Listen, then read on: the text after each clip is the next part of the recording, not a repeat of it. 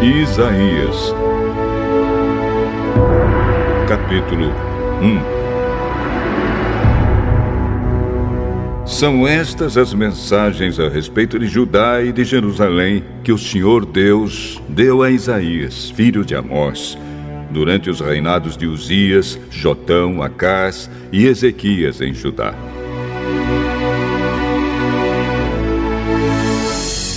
Escutem, ó céus, preste atenção, ó terra, pois o Senhor Deus disse: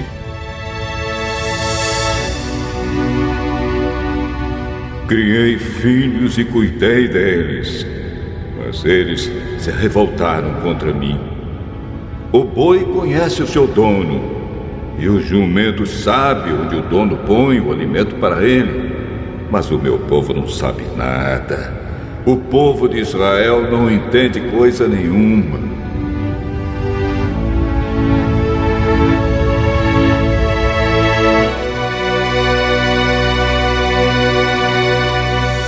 Ai desse povo mau, dessa gente cheia de pecados.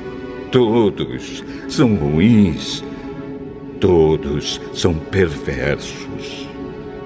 Eles abandonaram o Senhor, rejeitaram o Santo Deus de Israel e viraram as costas para ele. Por que vocês continuam a pecar? Será que querem receber mais castigos? A sua cabeça está ferida e todos estão desanimados. Da cabeça até os pés, o corpo de vocês está machucado, cheio de ferimentos e de chagas abertas que não foram lavadas, nem enfaixadas, nem limpadas com azeite. A terra de vocês está arrasada. As cidades foram destruídas pelo fogo. Na presença de vocês, os estrangeiros arrasaram a sua terra e ela ficou em ruínas. Os estrangeiros acabaram com ela. Só ficou Jerusalém, como se fosse uma barraca de vigia numa plantação de uvas, como uma cabana numa plantação de pepinos, ou como uma cidade cercada pelos inimigos. Se o Senhor Todo-Poderoso não tivesse deixado que alguns de nós vivêssemos, seríamos agora como a cidade de Sodoma, estaríamos destruídos como Gomorra. Autoridades de Jerusalém, escutem o que o Senhor está dizendo. Moradores da cidade, deem atenção ao ensinamento do nosso Deus.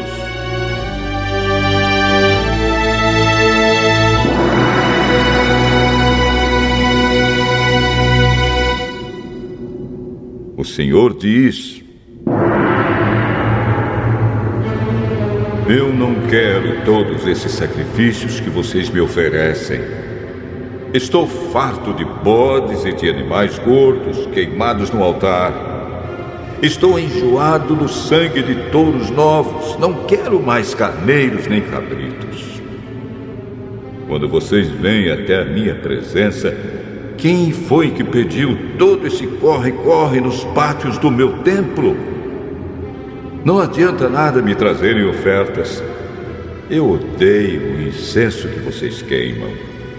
Não suporto as festas da lua nova, os sábados e as outras festas religiosas, pois os pecados de vocês estragam tudo isso. As festas da lua nova e os outros dias santos me enchem de nojo. Já estou cansado de suportá-los. Quando vocês levantarem as mãos para orar, eu não olharei para vocês.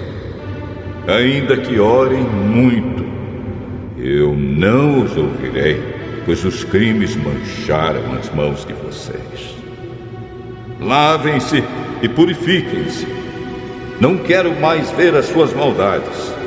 Parem de fazer o que é mal e aprendam a fazer o que é bom. Tratem os outros com justiça. Socorram os que são explorados. Defendam os direitos dos órfãos e protejam as viúvas. O Senhor Deus diz: venham cá, vamos discutir este assunto. Os seus pecados os deixaram manchados de vermelho escuro. Mas eu os lavarei e vocês ficarão brancos como a neve, brancos como a lã.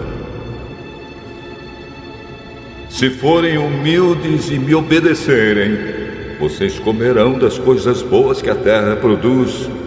Mas se forem rebeldes e desobedientes, serão mortos na guerra. Eu, o Senhor, falei.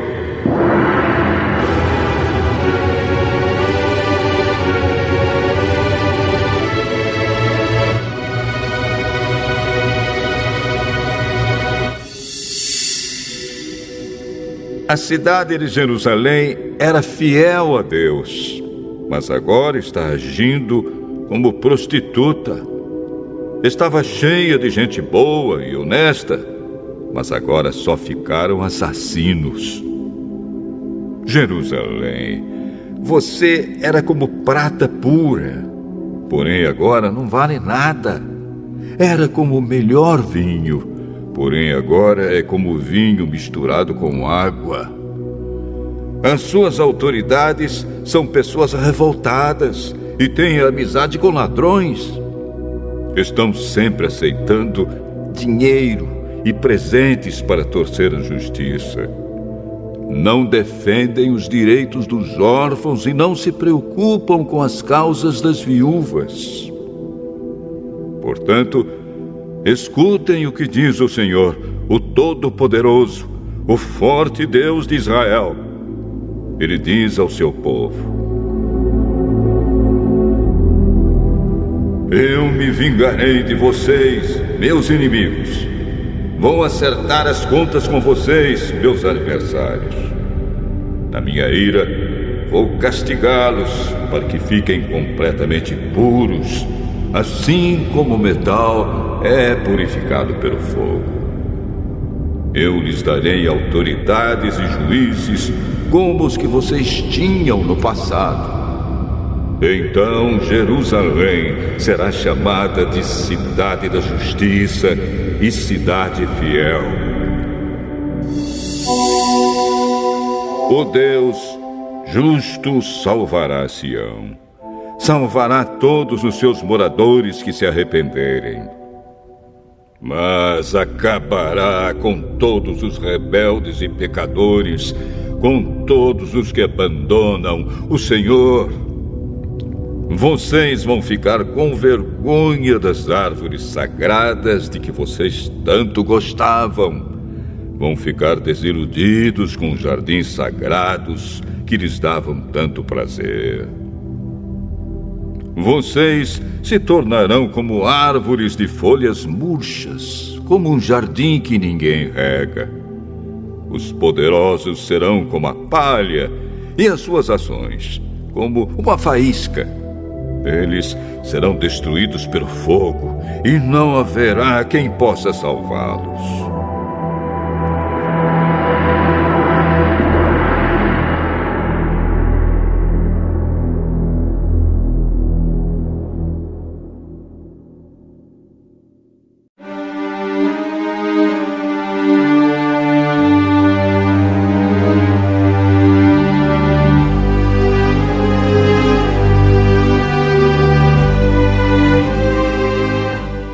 Isaías, capítulo 2.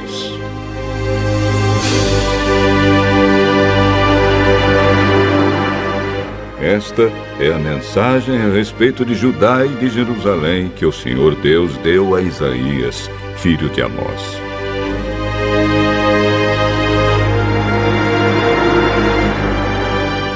No futuro, o monte do templo do Senhor será o mais alto de todos e ficará acima de todos os montes.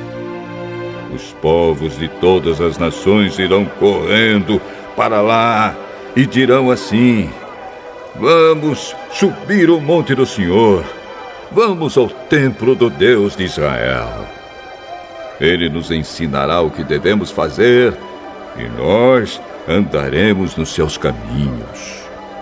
Pois os ensinamentos do Senhor vêm de Jerusalém, do monte Sião ele fala com o seu povo.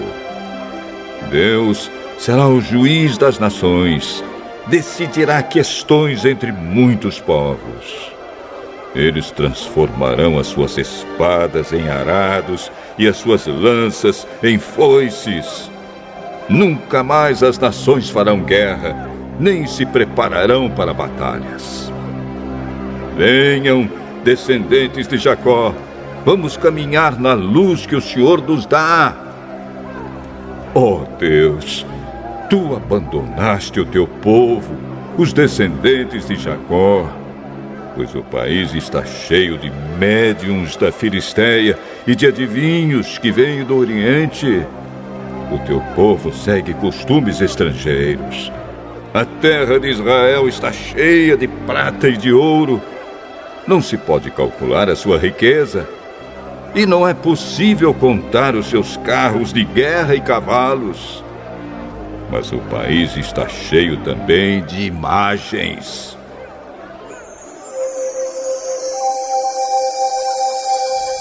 O teu povo se ajoelha diante dessas imagens. Eles adoram aquilo que eles mesmos fizeram. Porém, todos serão humilhados e envergonhados. Ó Deus, não os perdoes. Vão procurar esconderijo nas cavernas. Cavem buracos no chão a fim de escapar da ira de Deus, da glória majestosa do Senhor. Virá o dia em que os orgulhosos serão humilhados e os vaidosos serão rebaixados. E somente o Senhor receberá os mais altos louvores.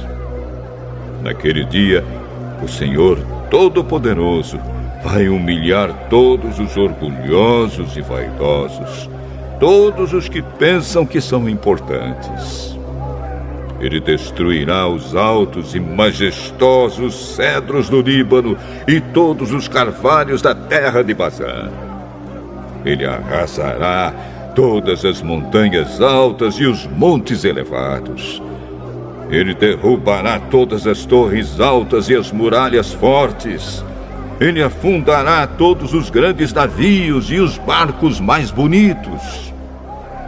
Naquele dia, os orgulhosos serão humilhados e os vaidosos serão rebaixados. Somente o Senhor receberá os mais altos louvores e todas as imagens desaparecerão.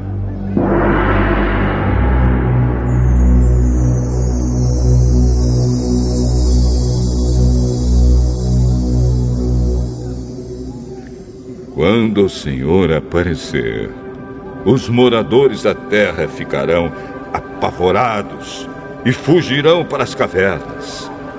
Eles descerão nos buracos profundos a fim de escapar da ira de Deus, da glória majestosa do Senhor. Naquele dia, todos pegarão as imagens de prata e de ouro que eles mesmos fizeram para adorar e as deixarão para os ratos e os morcegos. Quando o Senhor aparecer, os moradores da terra ficarão apavorados.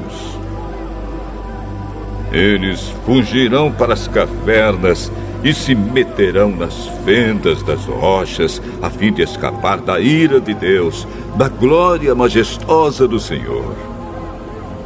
Não confiem mais nos seres humanos, pois são mortais. Será que eles valem alguma coisa?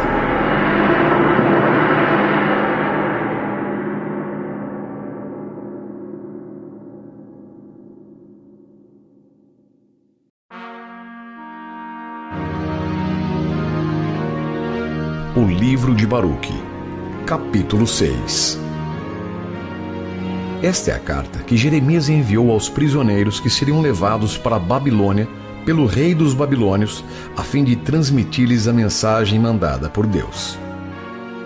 Por causa dos pecados que cometestes contra Deus, é que estáis sendo levados para a Babilônia sob a ordem do rei Nabucodonosor. Após chegardes à Babilônia, lá ficareis por uma era completa, um longo tempo, ou seja, 7 gerações. Depois disso, vou tirar-vos de lá em paz. Por enquanto, tereis de ver na Babilônia esses deuses de prata, de ouro ou de madeira, que costumam ser carregados aos ombros e que provocam temor religioso entre os gentios. Cuidado, então, para não ficardes parecendo esses estrangeiros, nem vos deixardes influenciar pelo temor para com esses deuses. Quando então virdes multidões ajoelhadas na frente e atrás deles, pensai lá dentro de vós mesmos: é só a ti, Senhor, que devemos adorar. O meu anjo está sempre convosco. Ele pedirá contas de vossa vida. A língua desses deuses foi feita por um artista. Está coberta de prata ou ouro, mas é de mentira. É incapaz de falar.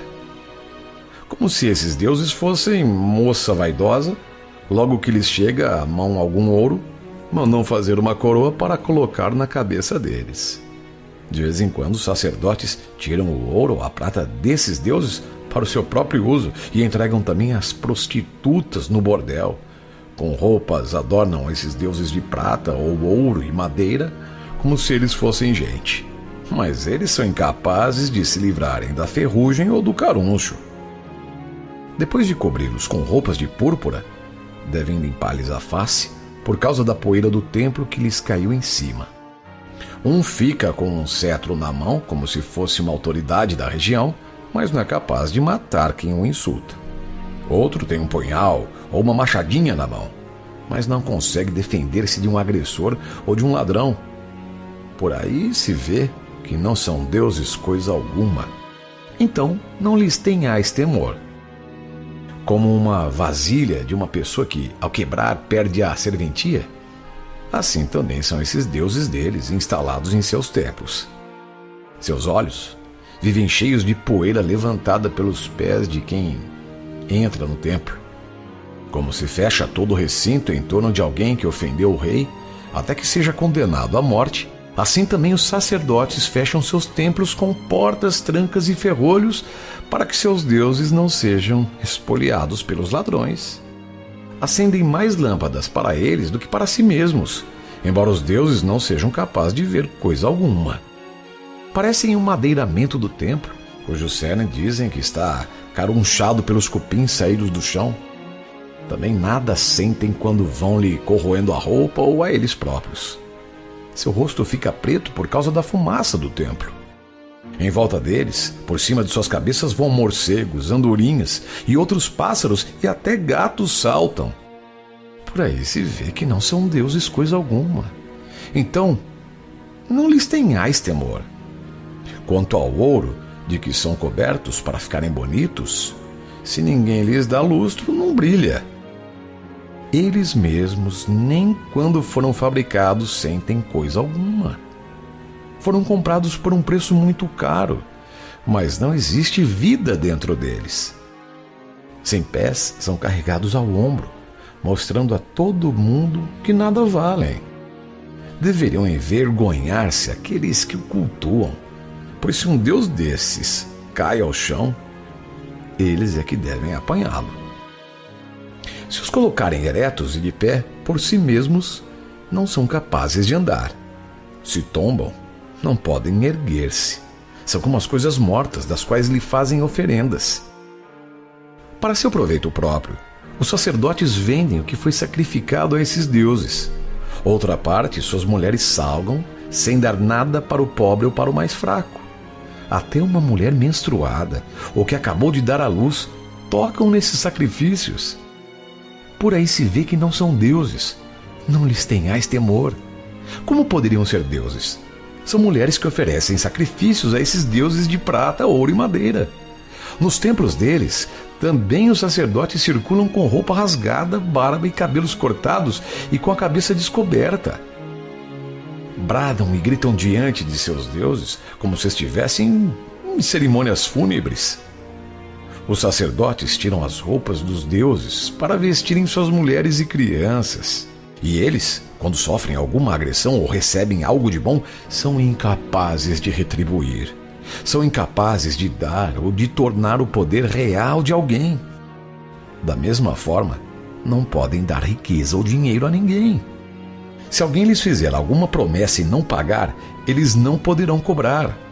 Não podem salvar ninguém da morte, nem livrar o fraco da mão do poderoso. Nem podem devolver a vista a um cego, nem livrar um pobre da miséria. Não tem como se compadecer da viúva, nem como prestar ajuda ao órfão. Esses deuses de madeira prateada ou dourada parecem pedras tiradas do morro. Quem os cultua só vai passar vergonha. Como pensar ou dizer que são deuses? Até mesmo os caldeus os desrespeitam. Quando vem um mudo, incapaz de falar, apresentam-no ao deus Bel, pedindo que o faça falar como se ele fosse capaz de perceber as coisas. E não são capazes de raciocinar e deixar disso, pois não têm inteligência. Mulheres põem uma corda à cintura e sentam-se à beira do caminho queimando farelo. Quando uma delas é levada por algum homem que passa, a fim de dormir com ele, começa a desprezar a companheira que não teve a mesma honra nem desatou a sua corda. Tudo o que fazem é falso. Como pensar então, ou dizer que são deuses? Foram fabricados por artistas que trabalham com madeira e com ouro. Não podem, pois, ser mais do que aquilo que os artistas queriam que fossem. Estes que o fizeram não têm tanta idade. Como é então que aquilo que eles fizeram pode ser um deus? O que deixaram foi mentira e ilusão para seus descendentes. Quando, acaso, vem uma guerra ou catástrofe muito grande, os sacerdotes discutem como vão se esconder juntamente com eles. Dá então para entender que não são deuses essas coisas incapazes de se livrarem a si mesmos nem de uma guerra, nem de qualquer catástrofe. Não passando, pois, de objetos de madeira, dourados ou prateados. Fiquem todos sabendo que são de mentira. Fique claro para todos, povos e reis, que não são deuses, mas criação do engenho humano e que nenhuma ação divina neles existe. Quem não sabe, então, que eles não são deuses? Nunca hão de fazer surgir um rei para uma região ou de mandar uma chuva para os homens. Jamais vão defender a própria causa ou libertar algum injustiçado, pois nada podem como gralhas entre o céu e a terra. Se por acaso aparecer um fogo no templo desses deuses de madeira dourada ou prateada, seus sacerdotes poderão fugir para se salvar, mas eles serão queimados junto com o madeiramento. São incapazes de resistir a um rei ou a um inimigo. Como então se pode aceitar ou imaginar que sejam deuses? Nem dos ladrões ou assaltantes esses deuses de madeira dourada ou prateada podem escapar. Mais fortes, os ladrões lhe arrancam o ouro ou a prata e vão embora, carregando todas as roupas que os deuses vestiam, sem que estes possam acudir a si mesmos. É bem preferível ser um rei que mostra bravura ou, até mesmo, um objeto de utilidade doméstica, do que o dono se possa servir, do que ser um desses falsos deuses. É melhor ser uma porta que pelo menos protege o que está dentro da casa, do que ser um desses falsos deuses. É preferível até ser uma coluna de madeira no palácio do rei. O sol, a lua e as estrelas, brilhando, cumprem espontaneamente a missão de ser úteis. Também o relâmpago, bonito quando aparece, o vento que sopra em toda a região e as nuvens que obedecem quando Deus as manda percorrer o mundo inteiro, até o fogo, mandado lá de cima para acabar com as serras e as matas, todos cumprem o que lhe está determinado. Esses deuses, porém, nem pela aparência, nem pela força, se podem comparar a qualquer uma destas coisas. Por aí não se pode pensar nem dizer que sejam deuses, pois são incapazes de promover a justiça ou de fazer qualquer coisa de bom para os homens. Sabendo, pois, que eles não são deuses, não lhes tenhais temor. Aos reis, eles não podem amaldiçoar nem abençoar. Não podem servir de sinais no céu para os gentios, pois nem brilham como o sol, nem são claros como a luz. Até os animais silvestres valem mais do que eles, pois os animais silvestres podem fazer alguma coisa por si mesmos. Podem, ao menos, fugir para um esconderijo. Por nada, então, eles mostram ser deuses. Por isso, não lhes tenhais temor.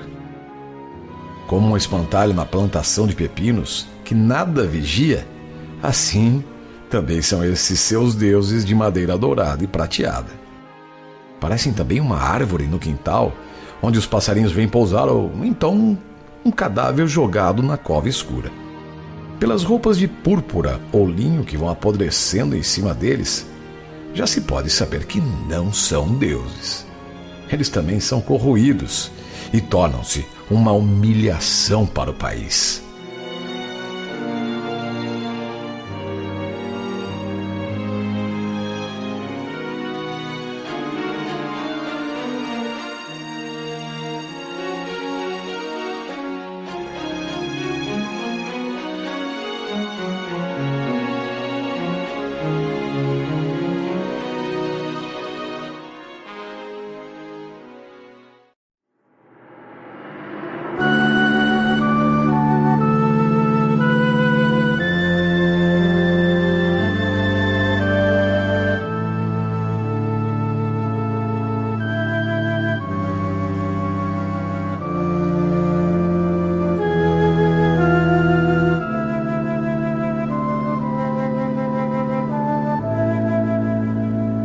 João, capítulo 13.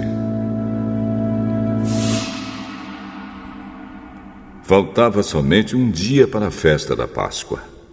Jesus sabia que tinha chegado a hora de deixar este mundo e ir para o Pai.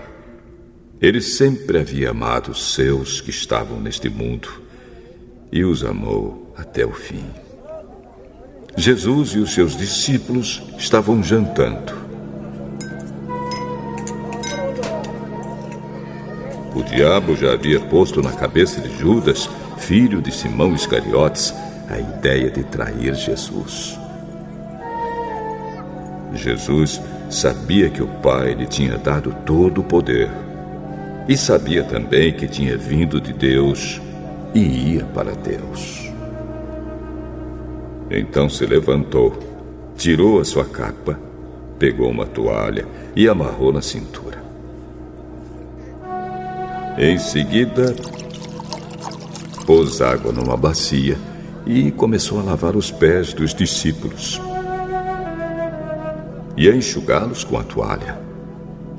Quando chegou perto de Simão Pedro, este lhe perguntou: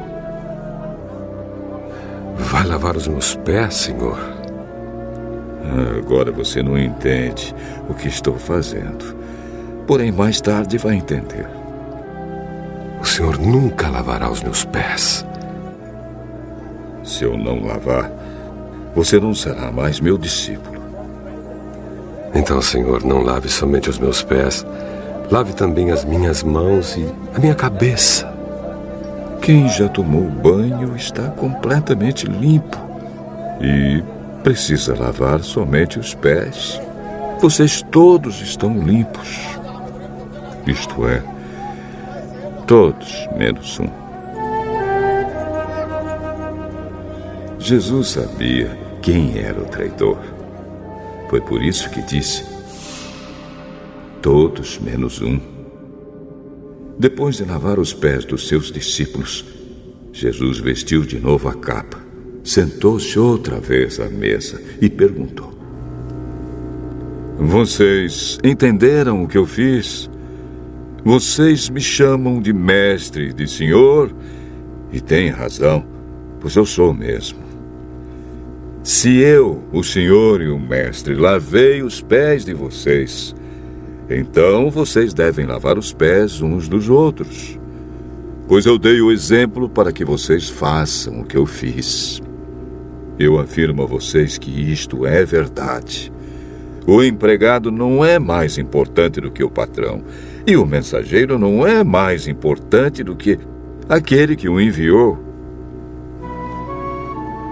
Já que vocês conhecem esta verdade, serão felizes se a praticarem. Não estou falando de vocês todos. Eu conheço aqueles que escolhi, pois tem de se cumprir o que as Escrituras Sagradas dizem. Aquele que toma refeições comigo se virou contra mim. Digo isso a vocês agora, antes que aconteça, para que quando acontecer, vocês creiam que eu sou quem sou. Eu afirmo a vocês que isto é verdade. Quem receber aquele que eu enviar estará também me recebendo. E quem me recebe, recebe aquele que me enviou. Depois de dizer isso, Jesus ficou muito aflito e declarou abertamente aos discípulos: Eu afirmo a vocês que isto é verdade. Um de vocês vai me trair. Então eles olharam uns para os outros sem saber de quem ele estava falando. Ao lado de Jesus estava sentado um deles, a quem Jesus amava. Simão Pedro fez um sinal para ele e disse: Pergunte de quem o mestre está falando. Então aquele discípulo chegou mais perto de Jesus e perguntou: Senhor, quem é ele? É aquele a quem vou dar um pedaço de pão passado no molho. Em seguida, pegou um pedaço de pão, passou no molho e deu a Judas, filho de Simão Iscariotes.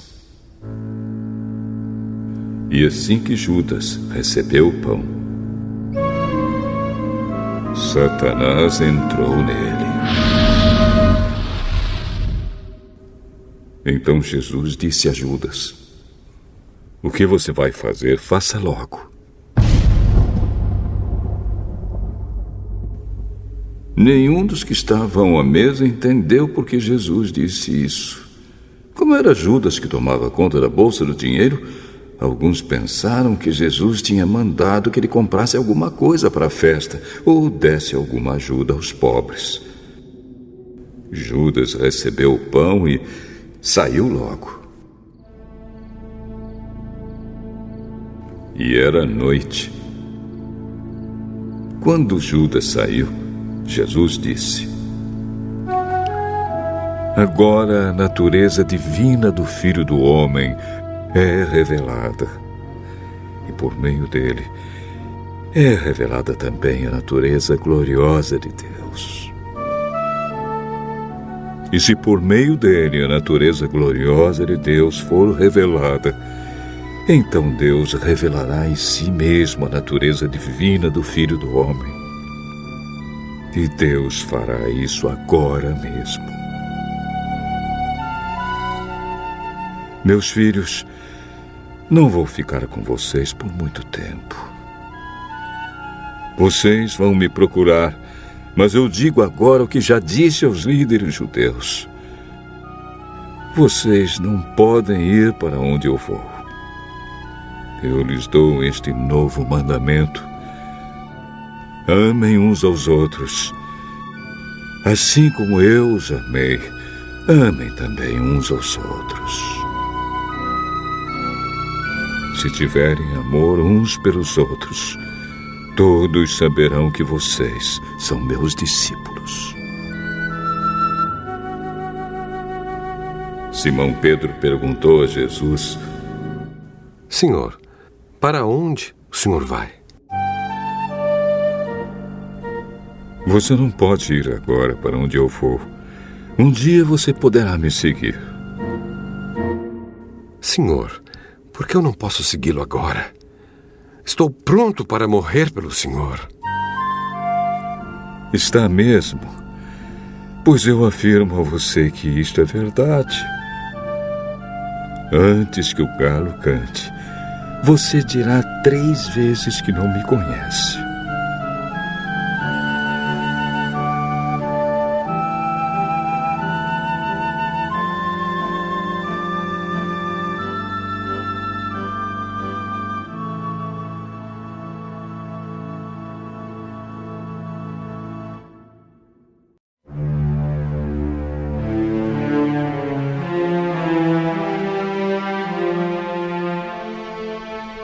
Salmo 73.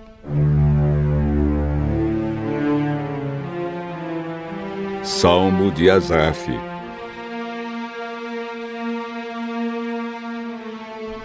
Na verdade, Deus é bom para o povo de Israel. Ele é bom para aqueles que têm um coração puro. Porém, quando vi que tudo ia bem para os orgulhosos e os maus, quase perdi a confiança em Deus, porque fiquei com inveja deles. Os maus não sofrem. Eles são fortes e cheios de saúde.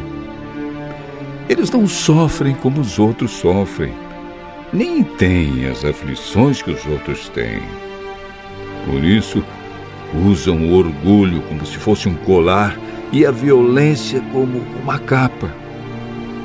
O coração deles está cheio de maldade e a mente deles só vive fazendo planos perversos.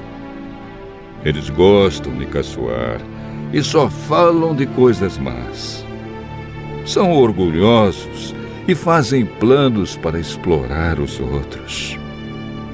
Falam mal de Deus, que está no céu, e com orgulho dão ordens às pessoas aqui na terra. Assim o povo de Deus vai atrás deles e crê no que eles dizem. Eles afirmam: Deus não vai saber disso. O Altíssimo não descobrirá nada. Os maus são assim.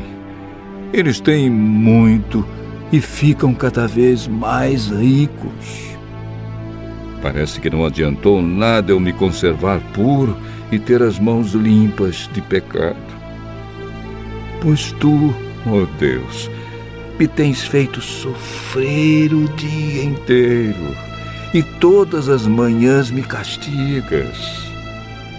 Se eu tivesse falado com os maus, teria traído o teu povo. Então, eu me esforcei para entender essas coisas, mas isso era difícil demais para mim. Porém, quando fui ao teu templo, entendi o que acontecerá no fim com os maus. Tu os pões em lugares onde eles escorregam e fazes com que caiam mortos. Eles são destruídos no momento e têm um fim horrível. Quando te levantas, Senhor, tu não lembras dos maus, pois eles são como um sonho que a gente esquece quando acorda de manhã. O meu coração estava cheio de amargura e eu fiquei revoltado. Eu não podia compreender, ó Deus. Era como um animal sem entendimento. No entanto, estou sempre contigo e tu me seguras pela mão. Tu me guias com os teus conselhos e no fim me receberás com honras. No céu, eu só tenho a ti. E se tenho a ti, que mais poderia querer na terra? Ainda que a minha mente e o meu corpo enfraqueçam, Deus é a minha força. Ele é tudo o que sempre preciso. Os que se afastam de ti certamente morrerão, e tu destruirás os que são infiéis a ti. Mas quanto a mim, como é bom estar perto de Deus. Faço do Senhor Deus o meu refúgio e anuncio tudo o que Ele tem feito.